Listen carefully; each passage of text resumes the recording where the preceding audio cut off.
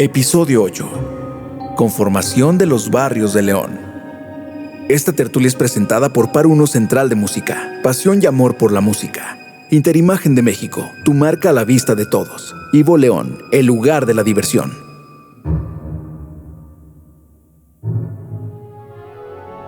El capitán Antonio Rodríguez de Lugo contaba con una propiedad ubicada en el actual camino a Manuel Doblado, llamada La Cañada, lugar donde dio asilo, alimento y trabajo a los negros, esclavos y prófugos, razón por la cual se le atribuye el nombre de Cañada de Negros. El capitán contaba también con una imagen de la Virgen de la Soledad, la cual en su muerte la donó junto con dinero para construir la ermita de la Soledad. Durante su construcción, se hizo una calle llamada la Calle de la Luna, que comunica al monasterio franciscano y la ermita. Actualmente es nombrada como Josefa Ortiz de Domínguez. Oye, Mariano, ¿y cómo era la vida cotidiana de los habitantes? Terrorífica. Con constante ataque, imagínate. Con constante ataque de todas las noches. ¿Cuáles eran sus diversiones? Aparte de huir de los chichimecas, claro. Porque... Bueno, eso era una... Eso era fue tan divertido que... Jugaban a agarrar al ciudadano. Tan divertido que el alcalde ordinario Hinojosa Valderrama tuvo que pedir auxilio para que se autorizara que vinieran autoridades en materia penal, porque en una alcaldía ordinaria pues no había más que autoridades civiles y no había segunda instancia. Se dependía de la Alcaldía Mayor de Guanajuato, a la que pertenecía la Villa de León. Entonces, efectivamente, en 1580, el virrey determinó la necesidad de fundar una cabecera de alcaldía mayor, y eso le dio a León la dimensión que por mucho tiempo conservó la alcaldía mayor, que abarcaba lo que hoy es Manuel Doblado, lo que luego fue Tlachiquera y ahora es Nuevo Valle de Moreno. Todo eso era la alcaldía mayor de León, hasta Pénjamo. Entonces, imagínense ustedes cómo se fue haciendo la relación económica entre la alcaldía mayor de Guanajuato, que era minera, la alcaldía mayor de León, que era agrícola, y la alcaldía mayor de Lagos de la Nueva Galicia, que era ganadera. Y eso determinó el destino de estos lugares. Las diversiones, pues no había muchas. Sabemos algunas fiestas que había, pero no aquí. Yo no he visto un solo documento que hable de festividades aquí. Se jugaban cañas en las bodas, que eran una especie de torneos, pero esto ocurría, pues por ejemplo en Zacatecas había juegos de cañas, en Guanajuato había juegos de cañas. Cuando don Manuel de Argüello, el nieto de don Juan de Jasso, se casó, pues hubo juegos de cañas en Zacatecas. Eso lo dicen los testigos. Oye, para los que nos están escuchando, expliquemos qué es el juego de cañas. Es como el torneo, dos caballeros con cañas, que no eran mortales ni mortíferas, que se atacaban el uno al otro a ver quién caía primero del caballo. Eso era una diversión muy del siglo XVI y estaba inspirada en los torneos medievales, pero carecía totalmente de letalidad. Y sumado a la pregunta de Eva, que me parece importante como ir rescatando las actividades económicas que en ese momento eran estas tres, pues León fue creciendo, ¿no? Económicamente con León cierta fue creciendo línea. Y cuando se acabó la guerra chichimeca, se firmó la paz y los franciscanos comenzaron a hacer una extraordinaria labor de evangelización y de pacificación en la jurisdicción de la villa. La ciudad de León nace como muchas otras ciudades de la Nueva España, como una ciudad para españoles, inicialmente compuesta con 24 manzanas fundacionales, con una estructura de damero. Damero se le llamaba un poquito podemos referir al juego de damas chinas o de ajedrez, una estructura completamente cuadrangular, que bueno, estas manzanas fueron concedidas inicialmente a españoles con base a la usanza de la época, obviamente solamente a quienes, habiendo expuesto sus derechos durante la nueva fundación, sus derechos de ocupar las tierras, hubiesen demostrado pureza de sangre. Se concedieron mercedes y tierras para labor y asentamiento también a naturales indígenas, aunque obviamente no inmediatos a esta villa o a esta estructura de damero, sino cercanos, ¿no? Es decir, guardando una cierta distancia.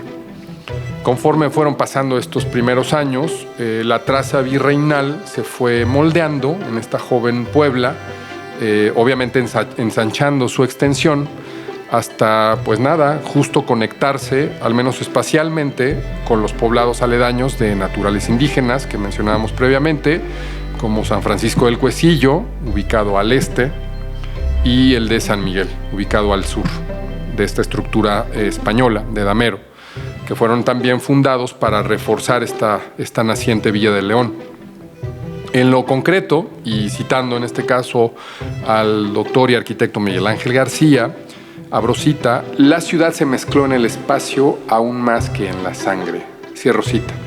Esto es, la convivencia entre los indígenas y españoles se dio inicialmente siempre en la dinámica de la distancia social, aunque a la postre la ciudad de León sería una resultante entre el urbanismo europeo y la cosmovisión mesoamericana, expresada mayoritariamente en la formación de sus núcleos barriales, el barrio abajo, barrio arriba, San Miguel y el Cuecillo.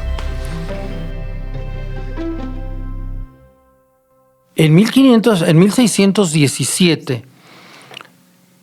la orden de los hermanos de San Juan de Dios, que se dedicaban a los hospicios para los necesitados, solicitaron al cabildo.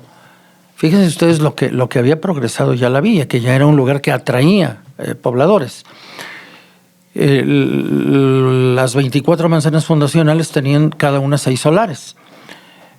Ahora pues son muchas casas en cada una de las manzanas, pero entonces eran 6 solares muy grandes.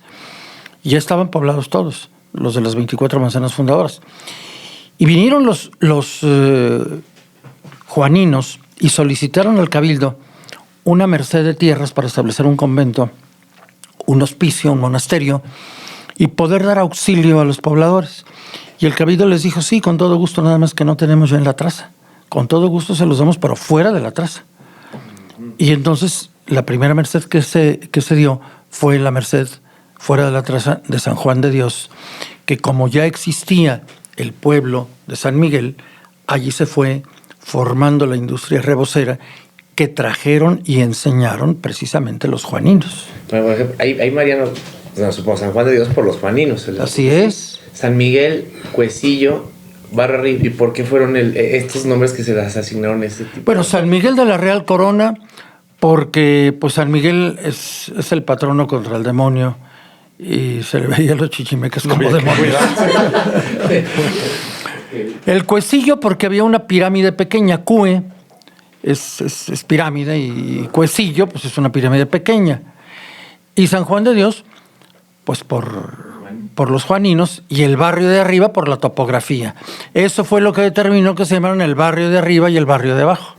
¿Todavía hay algún vestigio de esa época? Del siglo XVI queda la traza. Uh-huh. La traza es del siglo XVI, totalmente. De edificios del siglo XVI no queda nada, pero sí queda algo barroco y barroco mestizo del XVII, el principio de San Juan de Dios, la ubicación de la ermita de la Soledad, la ubicación de la ermita del Cuecillo y de San Miguel, y la traza general de la villa, que sí es la del siglo XVI, todavía es la traza del siglo XVI, con las modificaciones que hubo después.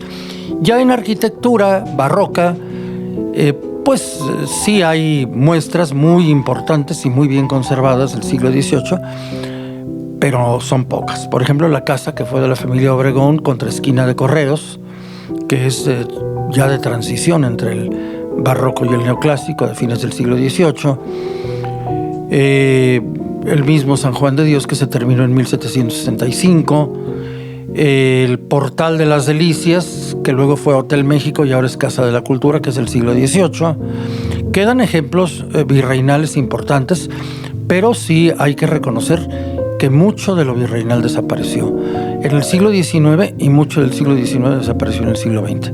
Por esa falta de arraigo que tenemos en América, que siempre se trata de destruir para modernizar en lugar de ir haciendo las cosas en zonas distintas.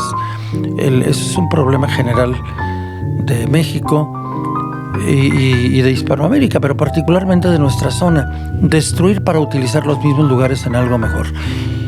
Y no siempre sale mejor. Ahí está para botón de muestra la Universidad de Guanajuato, que destruyó toda la edilicia general de Guanajuato y que puso en comparación lo grandote de la universidad con lo grandioso de la compañía. Esa es una constante en México, lamentablemente. Híjole, pues para tratar de ir cerrando, a reserva de que tengan como comentarios finales, pero me parece como importante rescatar pues que hay ciertas cosas que quedan como legado de esa época, ¿no? Primero, pues la traza. La traza queda, desde luego.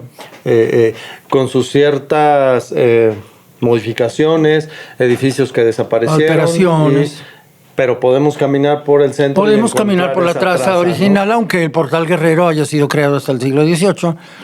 Y la Plaza de los Fundadores no haya sido plaza en la fundación, sino cementerio en la época franciscana. Claro. La segunda, que creo que es muy importante, y hablaremos de ello en otro programa, donde Eva nos ampliará esta información, tiene que ver con las actividades económicas. Lo mencionabas, ¿no? La curtiduría que empieza ahí, pero que convierte a León en un centro importantísimo. Entonces, pues creo que hablaremos al respecto en su momento.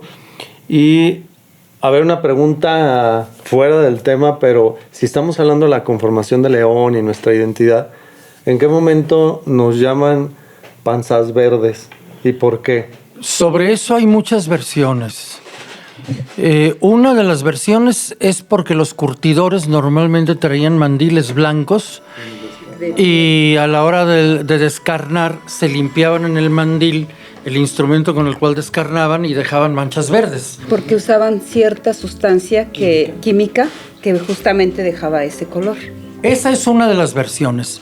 La otra es que cuando se trazó el ferrocarril y se inauguró a fines del siglo XIX y principios del XX, la hacienda de Pompa y los lugares contiguos tenían enormes plantíos de lechugas y se vendían lechugas a los pasajeros del tren. Y los traían sostenidos en canastas que se ataban en la cintura y se veían a la altura del estómago. Y entonces de ahí vienen lechugueros. De ahí vienen lechugueros, probablemente de ahí venga panzas verdes, o también de la curtiduría. Como estas cosas no son documentables porque son tradiciones orales, no podríamos hacer una afirmación, digamos, notarialmente válida al respecto, pero las circunstancias fueron esas y puede ser de una fuente, puede ser de la otra, puede ser de las dos, pero esas son las razones de esa tradición.